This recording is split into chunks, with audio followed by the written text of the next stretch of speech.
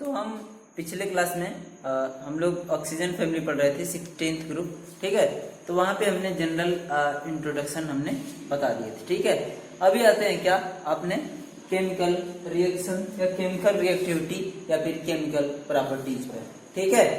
Chemical property का क्या मतलब हमने कहा था कि वो केमिकल रिएक्शंस को किस तरह से प्रोसीड कर रहा है, उसमें केमिकल रिएक्शन या केमिकल रिएक्शंस किस तरह से हो रही है, ठीक है। अभी क्या है, तो क्या है सबसे बड़ी बात हम कहते हैं, सबसे पहली बात ऑक्सीजन शो एनोमैलस बिहेवियर। एनोमैलस बिहेवियर हमने बताया था क्यों, हर ग्रुप में, हर पी ब्लॉक वाले प्रत्येक ग्रुप में ईच ग्रुप जो स्टार्टिंग का एलिमेंट, जो स्टार्ट का एलिमेंट होता था छोटा, जो सबसे साइज में छोटा होता था, ठीक, उसकी प्रॉपर्टी बाकी सबके साथ जनरली अलग होती थी, मैक्सिमम केसेस में अलग होती थी, कुछ बातें उनके साथ मैच करती थी, वो तो ग्रुप में होने के कारण मैच करेंगे, ठीक है, ओके। अब हम क्या करते थे, यहाँ पे देखते हैं अब जो रिएक्टिविटी है उनकी सबके साथ कैसी है। तो उससे पहले एक खास बात जान लेते हैं, ये जो इसकी रिएक्टिविटी का ऑर्डर है हमारे 16 ग्रुप की, ऑक्सीजन, सल्फर, सेलेनियम, टेलुरियम और पोलोनियम की बात है। तो पोलोनियम की तो बात ही अलग, ठीक, वो तो हमने कहा था जनरली रेडियो एक्टिव होता है, तो उतनी ज्यादा इसकी प्रॉपर्टी नहीं हम जनरली स्टडी करते, नहीं इसके बारे में स्टडी करना चाहते, ठीक है, ओके। अब क्या है, इनकी रिएक्टिविटी का ऑर्डर हम कर रहे हैं ऑक्सीजन, सल्फर, सेलेनियम और टेलुरियम, इस तरह से। मतलब रिएक्टिविटी ऑर्डर हमारा क्या है, फ्रॉम टॉप टू बॉटम, मतलब ऑक्सीजन से टेलुरियम तक क्या हो रहा है, इसका रिएक्टिविटी डिक्रीज हो रही है, ठीक है, ओके। अब क्या है, ठीक है, और एनोमैलस बिहेवियर क्यों, हमने कह दिया कि ठीक है साइज छोटी होती है, इनके कारण से नहीं होता। अब इनके कारण की बिहेवियर अलग होता है, और हमारे पास ग्रुप कौन कौन से हैं, ऑक्सीजन, सल्फर, सेलेनियम और टेलुरियम, सही, उसके बाद पोलोनियम, सही है, ठीक है। अब क्या है, इनके पास, ऑक्सीजन के पास हमारे पास केवल सेकेंड सेल तक होती है, यहाँ से थर्ड, फोर्थ, फिफ्थ, सिक्स, ठीक, और हमने कहा था इनके पास कोई डी का चक्कर नहीं होता, बाकी सबके साथ क्या है, हमारे डी ऑर्बिटल्स पाए जाते हैं। वो डी क्यों, हमने फिर कहा था, आज फिर से बताते हैं, जब हम इलेक्ट्रॉनिक कॉन्फ़िगरेशन करते हैं तो इनके पास थर्ड सेल मिलता है, या इनके पास थर्ड सेल होता है, तो वही थर्ड सेल क्या है, हमें कहता, हम कहते हैं कि वहां पे डी है, क्योंकि सेकंड में डी नहीं हो सकता, थर्ड के बाद से डी आता है, जो डी सब सेल है, ठीक है, वो क्या है, थर्ड सेल के बाद आता है, इसलिए हम कहते हैं कि इसमें डी होता है, सही, जिस कारण से इनके बिहेवियर अलग होता है। वैलेंसी भी या मैक्सिमम बॉन्ड भी बनाते हैं, मैक्सिमम कोवैलेंसी शो करते हैं, मैक्सिमम ऑक्सीडेशन स्टेट भी शो करते हैं, ठीक है, ओके, सही। और मोस्ट इलेक्ट्रोनेगेटिव ऑक्सीजन इस ग्रुप में है ही, और पूरे पीरियोडिक टेबल में सेकंड मोस्ट इलेक्ट्रोनेगेटिव ग्रुप है क्या, सेकंड मोस्ट इलेक्ट्रोनेगेटिव एलिमेंट क्या है, ऑक्सीजन, ठीक है, ओके, सही। अब आते हैं रिएक्टिविटी में, पहली बात रिएक्टिविटी विद हाइड्रोजन, जिसे हम कह सकते हैं फॉर्मेशन ऑफ हाइड्राइड या फिर हाइड्राइड फॉर्मेशन, मतलब हाइड्रोजन के साथ रिएक्टिविटी इनकी क्या है, या फिर ये कैसे कंपाउंड बनाते हैं, ठीक है। अब ये खुद इलेक्ट्रोनेगेटिव हैं, ठीक है, जब ये खुद इलेक्ट्रोनेगेटिव हैं, ये हाइड्रोजन के साथ बॉन्ड बनाकर क्या है, हाइड्राइड्स, ऑक्सीजन, सल्फर सबके हाइड्राइड बनाते हैं, और वहां पे हाइड्रोजन जनरली पॉजिटिव के ऑक्सीडेशन स्टेट कंटेन किए हुए होता है, और ये क्या है, खुद नेगेटिव ऑक्सीडेशन स्टेट में करके कंपाउंड बनाते हैं, ठीक है। आते हैं तो सबसे बड़ा, सबसे इम्पोर्टेंट, सबसे वेल नोन जिसे बोलते हैं, ठीक, हमारे जीवन के लिए जरूरी सबसे हाइड्राइड, इसका क्या है, H2O, सही, ठीक है, H2S और H2SE और H2TE, चलो बात कर लेते हैं हम इन सब, ठीक है। ये सारे क्या हैं, इनके क्या है, हमारे पास हाइड्राइड है, ऑक्सीजन के, सल्फर के, सेलेनियम के और टेलुरियम के, ठीक है, ओके, सही। अब हमारे पास कहते हैं इनके बारे में जरा देख लेते हैं, ठीक है, इनके बारे में देख लेते हैं। यहाँ सबके सब जो हाइड्राइड है, इनके ऑक्सीजन के, सल्फर के, सेलेनियम के और टेलुरियम के, सबके सब हाइड्राइड sp3 हाइब्रिडाइज्ड होते हैं, ठीक।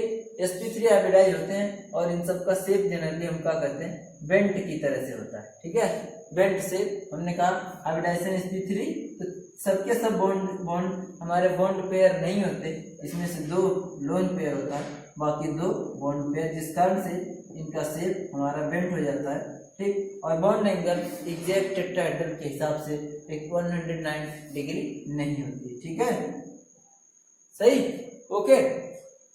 तो इन सब के अगर हम बात करें तो सबके पास 2 बॉन्ड पेयर होता है और 2 लोन पेयर होता है। इसी sp3 से 2 बॉन्ड पेयर इसके पास होता है और इसके पास 2 लोन पेयर होता है, ठीक है। इस कारण से हम कहते हैं इनका शेप ऐसा होता है, सही। ज्योमेट्री तो टेट्राहेड्रल लगी, लेकिन शेप क्या हमारे पास बेंट शेप होता है, ठीक है। इतनी बात समझ आई? अच्छा, ओके। अब आगे देखते हैं इनके, अगर हम बॉन्ड एंगल की बात कर लें तो इन सब में बॉन्ड एंगल क्या है, इधर से इधर डिक्रीज होता रहता है, ठीक है। इवन यहाँ पे बॉन्ड एंगल 89 और 90 के आसपास होता है, जिस कारण से हम इन्हें आगे चल के ड्रैगो कंपाउंड भी कहते हैं, जहाँ पे हाइब्रिडाइजेशन जनरली नहीं होता है, ठीक है, ओके। अब आगे इनके बॉन्ड एंगल को देखते हैं। हम पाते हैं वाटर में बॉन्ड एंगल और सल्फर, ये हमारे पास इसे वाटर कहते हैं, ऑक्सीजन का हाइड्राइड है, H2S इसे सल्फर H2S है ये, ठीक है, ये सल्फर का हाइड्राइड है, ये सब के सब हमारे पास हाइड्राइड सबके हैं, ठीक है। तो अगर हम बॉन्ड एंगल की बात करें तो यहाँ पे सबको पता है 104.5 इतना होता है इसका बॉन्ड एंगल। और बॉन्ड एंगल क्या होता है, हमारा जो स्ट्रक्चर है ना हमारा, ये O इनके साथ जो दोनों H जुड़े हुए हैं, ठीक, यही हमारा OS है, ठीक, इन्हीं S के साथ दोनों H जुड़े हुए हैं, ठीक। SC के केस में यही था, SE है, इधर H और इधर H जुड़ा हुआ है, ठीक है। सबके सब इसी तरह से हैं, उन्हीं की हम क्या बात करते हैं, बॉन्ड एंगल की बात करते हैं, वही एंगल ना, ये हमारा S है तो इधर भी H है, इधर भी H है, तो इनके बीच एंगल का हमारा O है, यहाँ भी H है, ये भी H है, क्योंकि ये दोनों लोन पेयर होते थे, हमने बता दिया था। तो यहाँ पे इसी के बॉन्ड एंगल की बात हम करते हैं, ठीक है, ओके, सही। अब आगे चलते हैं, इन सब की बात हम बॉन्ड एंगल की कर रहे थे। तो H2O के केस में 104 मतलब 104.5, ठीक, और यहाँ पे क्या हमारे पास 92.1 डिग्री, 92.1 डिग्री, और यहाँ पे 91 है, और यहाँ पे क्या है 90 डिग्री, ठीक है, ओके। तो इसका मतलब ये बॉन्ड एंगल की अगर हम बात करें तो H2O से लेकर H2T तक इनके हाइड्राइड्स के बॉन्ड एंगल क्या होते हैं, डिक्रीज होते रहते हैं। सबके पास 2 बॉन्ड पेयर होता है और 2 लोन पेयर होता है, ठीक है, और सब एक बेंट शेप की तरह से स्ट्रक्चर रखते हैं, ठीक है, ओके। आगे आते हैं इनके हाइड्राइड की अगर कैरेक्टरिस्टिक की बात करें, ठीक है, तो क्या होता है उनके हाइड्राइड का नेचर, यू कह लें nature of the hydrides of 16 इनके हाइड्राइड्स का रिएक्टिविटी विथ हाइड्रोजन, इसका मतलब हाइड्राइड, और इन्हीं हाइड्राइड का क्या नेचर कैसा, ये रिएक्टिविटी कैसा करते हैं, कैसा बॉन्ड बनाते हैं किसी के साथ, या कैसी इनकी प्रॉपर्टी होती है, उसके बारे में देखते हैं, ठीक है। तो उसमें क्या है, हम जब देखते हैं, अगर हम सबसे पहले से इसके एसिडिक कैरेक्टर की बात करें, इनके हाइड्राइड के एसिडिक कैरेक्टर की बात करें, हाइड्राइड के एसिडिक कैरेक्टर, एसिड हमने अगर कहा H+ ब्लास्ट करने से यहाँ से H+ निकलता है तो वो एसिड है, तो यहाँ पे उसी हिसाब से एक्सप्लेनेशन इसका करेंगे, ठीक है। तो यहाँ पे अगर हम H2O, H2SC इस सब की बात करें तो ये देखेंगे इनमें से कौन सा ज्यादा एसिडिक है, ठीक है, वो कैसे आता है हम बताते हैं, ठीक। अब H2O की बात कर लें, H2S की बात करें, चलिए इन्हीं दोनों की बात करेंगे, ठीक है। तो यहाँ पे H2O और H2S की बात करें तो इन दोनों में से जहां से H+ निकलेगा उसी हिसाब से ये एसिड होंगे, ठीक है।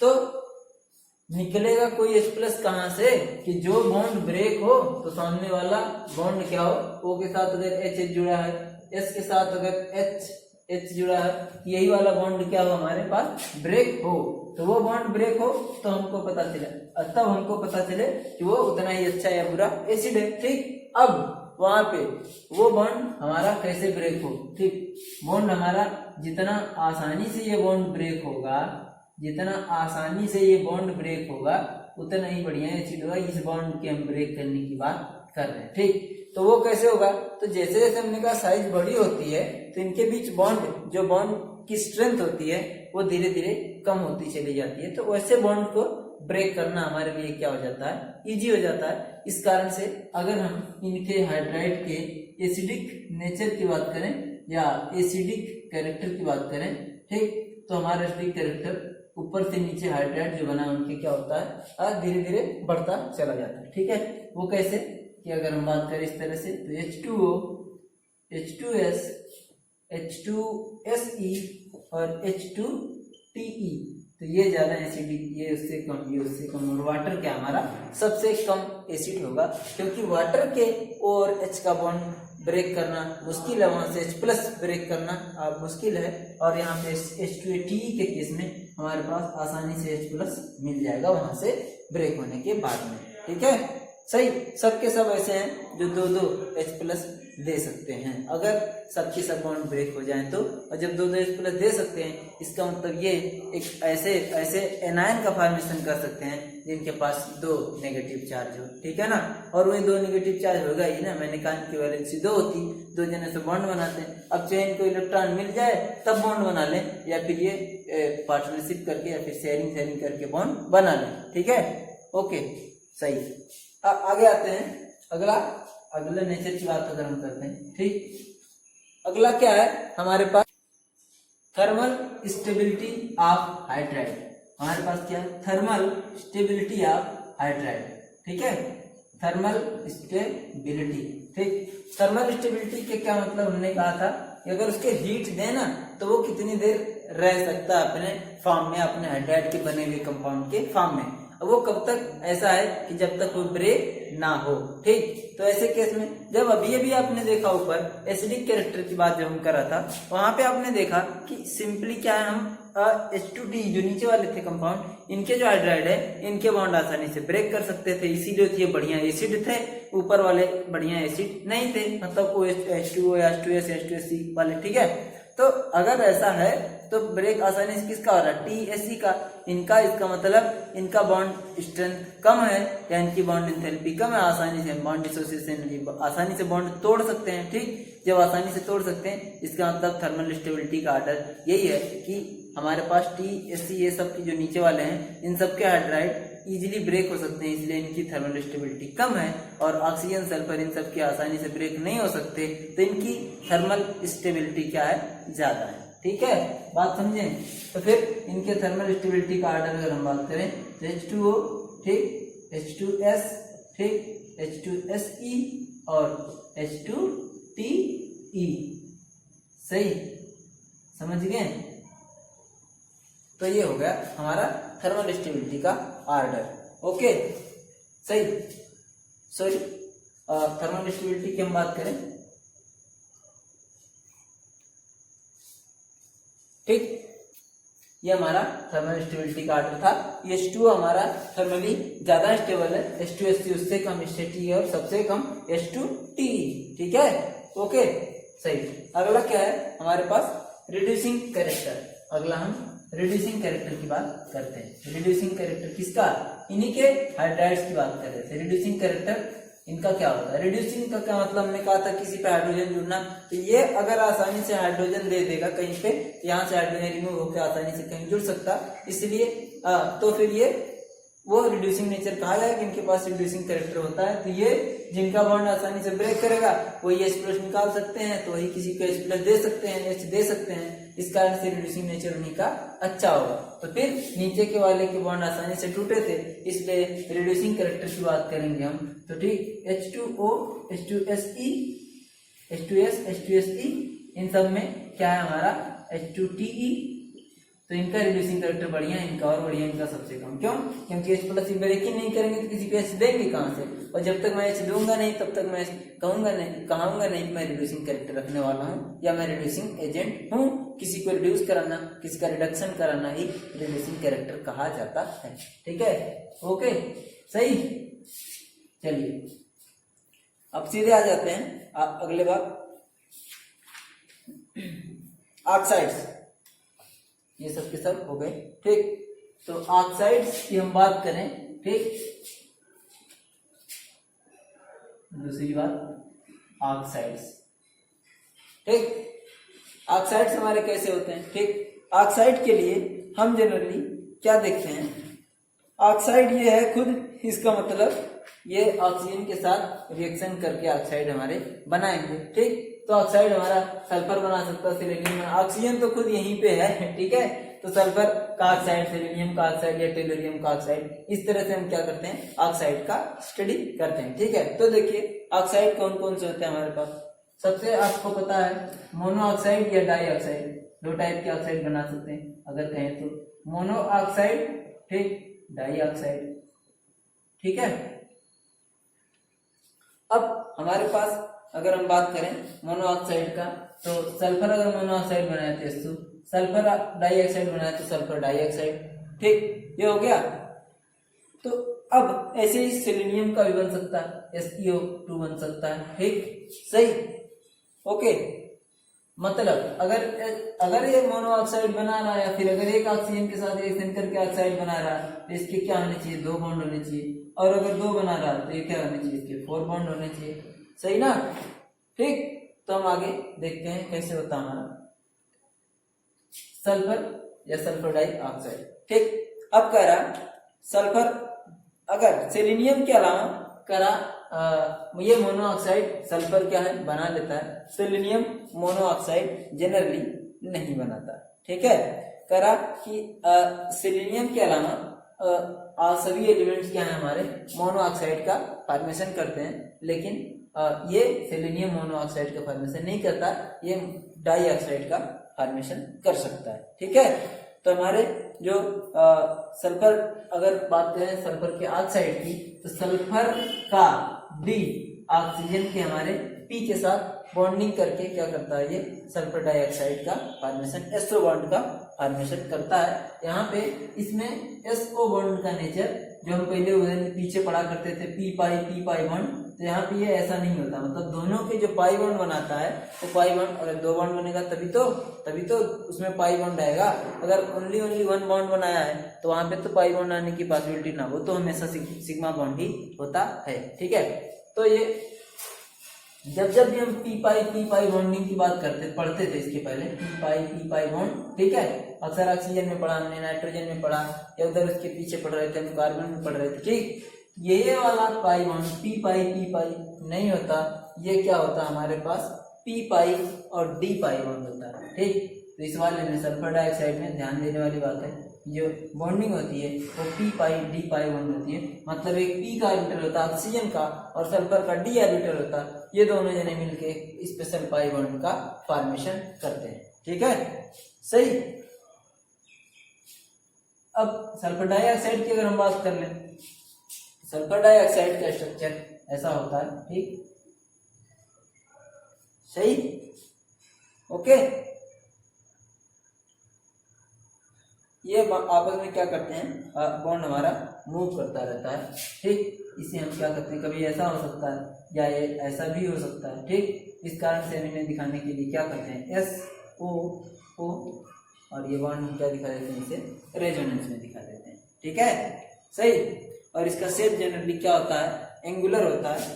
ठीक, और हाइब्रिडाइजेशन की अगर हम बात कर लें तो SO2 के केस में sp2 हाइब्रिडाइजेशन हुआ होता है। ठीक है, सही। यहाँ पे sp2 हाइब्रिडाइजेशन हुआ होता है और इसका शेप क्या होता है हमारा? इस तरह से बात करें हम तो बेंट ही शेप या एंगुलर शेप हम कहने को कह सकते हैं कि यहाँ पे एंगुलर शेप होता है। ठीक, सही। चलिए आगे आते हैं। अब ये सल्फर ट्राइऑक्साइड भी बनाता है। जो सल्फर ट्राइऑक्साइड होता है वो हमारा ऐसा शेप का होता है। ठीक है, यहाँ पे हाइब्रिडाइजेशन sp2 होता है और ये हमारा कैसा होता है? ट्राइगोनल प्लेनर शेप का सल्फर ट्राइऑक्साइड का क्या होता है? स्ट्रक्चर होता है। ठीक है, सही। ये हमारा सल्फर ट्राइऑक्साइड होता है। ठीक, ओके। यहाँ पे सबके सब जो पाई बॉन्ड होते हैं, एक सिग्मा है, एक सिग्मा, एक सिग्मा, 3 सिग्मा और 3 पाई है। और यहाँ पे भी जो पाई है वो भी पाई डी पाई टी पाई होता है। मतलब सल्फर का डी ऑर्बिटल और ऑक्सीजन का P उनके साथ आपस में ओवरलैप करके पाई बॉन्ड का फॉर्मेशन करता है, इसलिए यहाँ पे भी बॉन्ड उसका P पाई D पाई बॉन्ड होता है। ठीक है, सही। आगे आते हैं, हमारे पास क्या है, हैलाइड्स या रिएक्टिविटी विथ हैलोजन या हैलाइड्स। ठीक है, हैलाइड्स इनके कैसे होते हैं वो देख लेते हैं। हैलोजन के साथ रिएक्टिविटी इनकी होती है, अगर होए तो फिर ये हैलाइड किस टाइप के बनाते हैं। ठीक है, तो हमारे पास बहुत सारे हैलाइड बनते हैं। ठीक है, सबसे मेन अगर बात करें जनरली, तो जनरली हमारे पास MX2 या EX2 ये हमारा एलिमेंट है इस ग्रुप का, और X2 मतलब X मतलब हैलोजन, EX2 टाइप के मेनली हैलोजन बनाते हैं, बाकी उसके हैलाइड बनाते हैं, बाकी और क्या है दूसरे भी बनाते हैं, वो हम देखते हैं यहाँ पे कैसे। ठीक करा, यहाँ पे हमारे पास जब ये वेरियस ऑक्सीडेशन स्टेट रख सकते हैं, ठीक, हमने पहले ही बता दिया था आपको कि सल्फर क्या है, 1 2 3 4 5 6 7 इतने ऑक्सीडेशन स्टेट रख सकता है, इवन 8 भी 8 ऑक्सीडेशन स्टेट भी रख सकता है। तो जो मैक्सिमम ऑक्सीडेशन स्टेट जिस हिसाब से रख सकते हैं उसी हिसाब से हमारे पास इनके हैलाइड या हाइड्राइड या जैसे भी कंपाउंड होते हैं उनका फॉर्मेशन होता है। ठीक है, सही। अब कह रहा हम बात करें, अगर हम ऑक्सीजन की भी बात करें तो इवन ऑक्सीजन भी हैलाइड का फॉर्मेशन करता है। ठीक है, वहां पे हमारा OF2 हमने एक दिन बताया था कि क्यों F को राइट ही लिखते हैं, क्यों O को लेफ्ट ही लिखते हैं, वो हमने बता दिया था। सेम बात है यहाँ पे भी, OF2 अगर होता है, ठीक, तो ये भी हमारा ऑक्सीजन का क्या है हैलाइड है। ठीक, सही। OF2 होता है, ठीक, Cl2O भी होता है, F2O भी होता है। ठीक है, इस तरह से OF2 भी होता है। ठीक, हाँ, ये OF2 है हमारे पास। ठीक, अब अगर हम बात करें Cl2O, सर इसके केस में क्या होगा, यहाँ तो आप वो कह रहे थे इधर या उधर, तो वहां पे ही बात है वो ज्यादा इलेक्ट्रोनेगेटिव है। ठीक है, ये हमारे हो गए।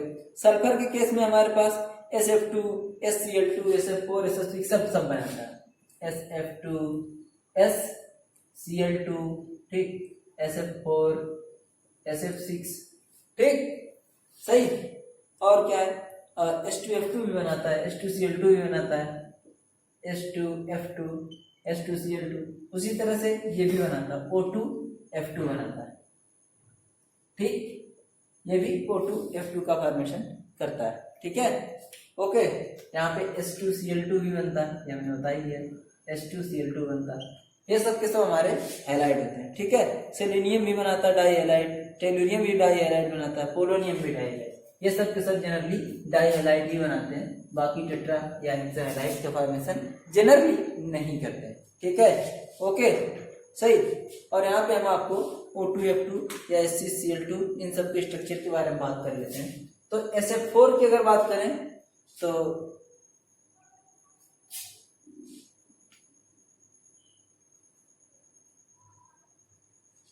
SF2 SF4 और SF6 की बात करें, ठीक है, SF2 या SCl2 की बात करें हम अगर, तो SCl2 का स्ट्रक्चर कैसा होता है, सल्फर हमारा होता है, इसका sp3 हाइब्रिडाइजेशन होता है, ठीक, और हमारा H2O की तरह से ये शेप इसका भी होता है। ठीक, यहाँ पे हमारा sulphur sp3 hybridise 2 bond pair और 2 लोन पेयर बना के ये बेल्ट शेप का होता है हमारा क्या, SCl2। ठीक है, और अगर इसी के H2Cl2 की बात करें या O2F2 की बात करें, ठीक है, सेम दोनों बात एक ही तरह से हो जाएगा। अगर H2F2 करें या H2Cl2 करें, ठीक, तो उनका क्या होगा स्ट्रक्चर, SCl एंड Cl।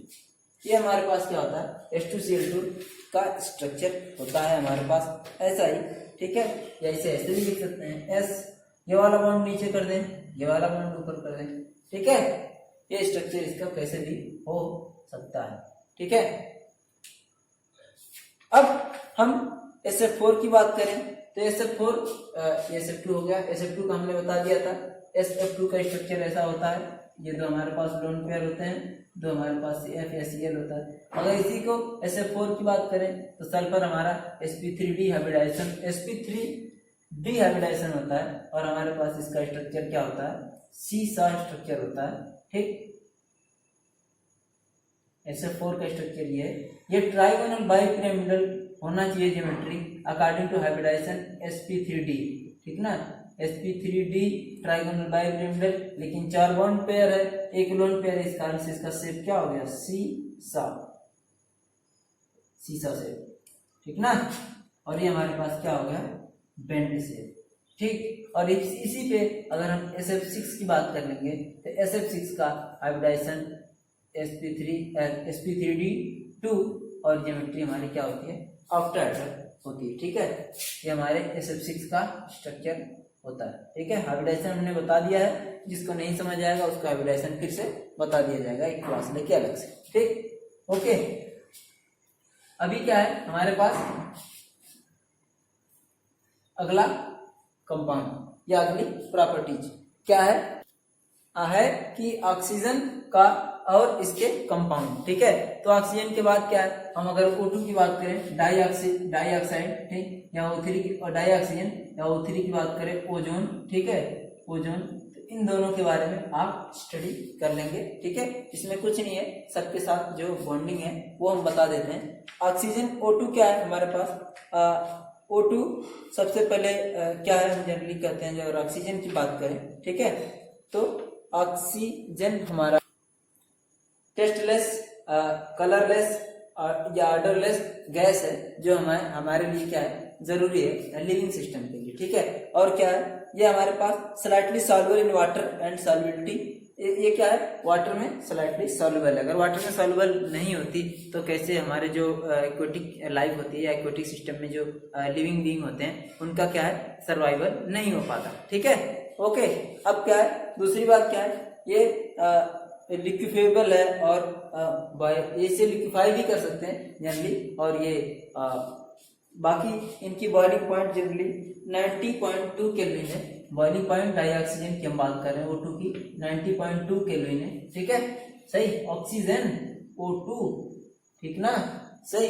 और क्या है हमारे पास, कह रहा बॉइलिंग पॉइंट 90.2 केल्विन है। और दूसरी बात कह रहा कि इनके 3 आइसोटोप्स पाए जाते हैं। आइसोटोप्स क्या होते हैं आपको पता है, ठीक, जिनके एटॉमिक नंबर से और एटॉमिक मास जनरली क्या हो, डिफरेंट हो, उन्हें क्या बोलते हैं, आइसोटोप्स।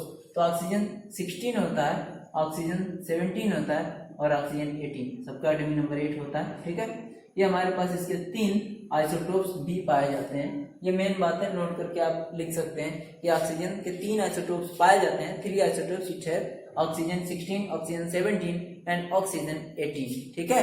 ये हमारे आइसोटोप है। ये 90.2 केल्विन है, 90.2 केल्विन इसका बॉइलिंग पॉइंट, ठीक है, 90.2 केल्विन, सही, ठीक, ओके। अभी क्या है आगे करा कि अब आते हैं ओजोन की बात कर ले हम थोड़ा सा। तो ओजोन की बात करते हैं, तो ओजोन हमारा क्या है, ओजोन के बारे में देखते हैं। ओजोन का स्ट्रक्चर है O3, मतलब ये फार्मूला है O3 हमारा क्या है, यूं कह सकते हैं ऑक्सीजन ऑक्साइड, ठीक है, ऑक्सीजन आपस में कंबाइन हुए हैं, ठीक है। अब क्या है, जनरली ओजोन हमारी एलोट्रोपिक फॉर्म है ऑक्सीजन की, जो क्या है, ऑक्सीजन ही हमारा, ऐसा माना जाता है कि ऑक्सीजन ही हमारा अल्ट्रावायलेट रेज के साथ कंबाइंड होके ओजोन का फॉर्मेशन करता है। O2 ही और अल्ट्रावायलेट के साथ मिलके हमें क्या बनाती है, ओजोन बनाती है, O2 प्लस अल्ट्रावायलेट रेज, ठीक है, जिसके कारण से हम क्या कर सकते हैं, हमारे पास क्या बन जाती है, ओजोन, ठीक है, सही। अभी यही ओजोन हमारी क्या होती है, हम कह सकते हैं कि ऑक्सीजन को ही हम जनरली इलेक्ट्रिक चार्ज यहाँ पे जनरेट करके ओजोन में कन्वर्ट कर सकते हैं, ठीक है। तो ऑक्सीजन को साइलेंट इलेक्ट्रिक डिस्चार्ज में करें तो वो ओजोन में कन्वर्ट हो जाती है और फिर वही ओजोन ऑक्सीजन में, ऐसा हो सकता है, ठीक है। O2 साइलेंट इलेक्ट्रिक चार्ज, ठीक, साइलेंट इलेक्ट्रिक डिस्चार्ज, ठीक है, इलेक्ट्रिक डिस्चार्ज, जिस कारण से हमें क्या होती है, ओजोन में ये कन्वर्ट हो जाती है, दोबारा से क्या होती है, ये ओजोन ही फिर O2 में कन्वर्ट हो जाती है, ठीक है, सही। अब क्या है हमारे पास, आगे देखते हैं प्रॉपर्टीज किसकी, ओजोन की, ठीक। ओजोन की फिजिकल प्रॉपर्टी की बात करते हैं, कैसा हमें मालूम होता है, ठीक है, फिजिकल प्रॉपर्टीज, सही। ओजोन की फिजिकल प्रॉपर्टी क्या है, ओजोन एक पेल ब्लू कलर की क्या है, पंजेंट ऑर्डर कंटेनिंग गैस है, मतलब इसकी स्मेल बहुत बुरी होती, अच्छी ना होती, ठीक है। और दूसरी बात कहते हैं कि ये एयर से क्या होती है, हेवी होती है, it is heavier than air, ठीक है।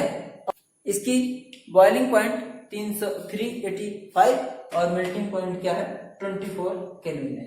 385 केल्विन क्या है बॉइलिंग पॉइंट, और क्या हमारे पास ये 24 केल्विन इसका क्या है,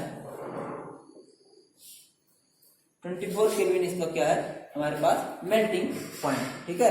385 केल्विन क्या हमारा बॉइलिंग पॉइंट है, ठीक है, और मेल्टिंग पॉइंट इसका क्या है 24 केल्विन, ठीक है। और क्या है ये वाटर में बहुत ही कम soluble, slightly soluble in water, ठीक है। आगे क्या है हमारे पास, ये डीप ब्लू कलर कर लेती है जब इसे हम जनरली ये लिक्विफाई करते हैं, ठीक। जब इसे लिक्विफाई करते हैं इसका कलर डीप ब्लू कलर का हो जाता है, ठीक है। और ये हमारी क्या होती है, पॉइजनस गैस होती है, ठीक है। तो ये हमारे लिए अच्छी ना है कि पॉइजनस गैस है, ठीक है। और अब इसके बाद इसकी केमिकल प्रॉपर्टीज को देख लेते हैं, ठीक है। केमिकल प्रॉपर्टीज, सही। केमिकल प्रॉपर्टीज में सबसे पहले क्या है, यही हमारा ओजोन ब्रेक डाउन होता है अगर, तो हमें ऑक्सीजन प्रोवाइड कराते हैं, हमें ऑक्सीजन मिलता है, ठीक है। तो इसका अगर हम बात करें डीकम्पोजिशन की, तो इसका डीकम्पोजिशन क्या है, हमारा ओजोन ही ब्रेक होके क्या हमको मिलता है, ऑक्सीजन का फॉर्मेशन होता है यहाँ पे, ठीक है। ये ब्रेक कैसे होता है, in the presence of temperature, generally कह रहा है 475 केल्विन के आसपास अगर टेम्परेचर होता है तो ये क्या होता है, ब्रेक होके ओजोन ही क्या होता है, ऑक्सीजन में कन्वर्ट हो जाता है, ठीक है। दूसरी प्रॉपर्टी क्या है, ये कह रहा है ये नॉन मेटल के साथ रिएक्शन करके, ठीक, ये नॉन मेटल के साथ भी रिएक्शन करता है, ठीक, reaction with non metal, reaction with non metal, ठीक, रिएक्शन विथ नॉन मेटल, ठीक। नॉन मेटल के साथ भी ओजोन का रिएक्शन होता है। जब नॉन मेटल के साथ ये रिएक्शन करता है ओजोन के साथ, तो अलग अलग तरह का एसिड का फॉर्मेशन करता है, ठीक है। जैसे आयोडीन के साथ रिएक्शन करके ये आयोडिक एसिड का फॉर्मेशन करता है 2HiO3, ठीक। इसी तरह से आयोडीन के अलावा ये सल्फर के साथ रिएक्शन करता है तब भी H2SO4 का फॉर्मेशन होता है, ठीक। ये सारी रिएक्शन कई ढेर सारी स्टेप में होती हैं, ठीक है। लेकिन इतना बस ध्यान देना है कि ये नॉन मेटल्स के साथ भी रिएक्शन करता है और इस तरह से एसिड्स का फॉर्मेशन जनरली करता है। आर्सेनिक के साथ करेंगे तो आर्सेनिक एसिड बनाता है, ठीक है। और फास्फोरस के साथ बात करें तब भी फास्फोरिक एसिड का फॉर्मेशन करता है H3PO4, ठीक है, सही। इस तरह से मेटल के साथ रिएक्शन करके ये मेटल का ऑक्साइड बनाता है, ठीक है। एक और बात है, मेन बात जानने की, ये मेटल के साथ रिएक्शन करता है तो क्या करता है, ये मेटल का ऑक्साइड फॉर्मेशन करता है। सिल्वर के साथ रिएक्शन करके सिल्वर का ऑक्साइड बनाता है, ठीक। और अलग अलग क्या है, मरकरी के साथ रिएक्शन करके मरकरी का ऑक्साइड बनाता है, ठीक है, सही है। तो इस तरह से ये अलग अलग फॉर्मेशन करता है। ओजोन का स्ट्रक्चर क्या है जरा उसके बारे में हम देख लेते हैं, ठीक है। ओजोन का स्ट्रक्चर कैसा है, ओजोन जनरली हमारा बेंट से कंटेनिंग स्ट्रक्चर होता है इसका। ये 3 बॉन्ड इस तरह से होते हैं O के, ठीक है। अब क्या है, ये ओजोन के मॉलिक्यूल का स्ट्रक्चर है और यहाँ पे हमारा 2 नेगेटिव चार्ज होते हैं इनके पास, ठीक। और ये हमेशा क्या करते रहते हैं, हमारे पास ये रेजोनेंस करता रहता है यहाँ पे नेगेटिव चार्ज। जो हमारे पास कितने नेगेटिव चार्ज होते हैं, 2। यही 2 नेगेटिव चार्ज क्या करते हैं, हमेशा रेजोनेंस करते रहते हैं। जनरली स्ट्रक्चर की अगर हम बात करें तो O के साथ डबल बॉन्ड O और ये होता है इसके ऊपर माइनस और इसके ऊपर प्लस, ठीक। अगर ये यहाँ जाए ये उठ के यहाँ चला जाता है, ठीक। ऐसे वापस से फिर ये दोबारा वाला स्ट्रक्चर ऐसे हो जाता है, ठीक, O माइनस ये प्लस यहाँ, और फिर ये यहाँ जाए तो ये यहाँ। इस तरह से क्या करते हैं हम, जनरली ये क्या करता है, रेजोनेंस करता रहता है एक बॉन्ड, तो हम ओजोन को ऐसा स्ट्रक्चर में दिखा सकते हैं, ठीक, सही है। और बॉन्ड एंगल जनरली 116 होता है, यहाँ पे 116.8 मिनट, ठीक, सही है, डिग्री 116.8 डिग्री। अब क्या है, हम आगे देखेंगे chemistry of sulphur and its compound.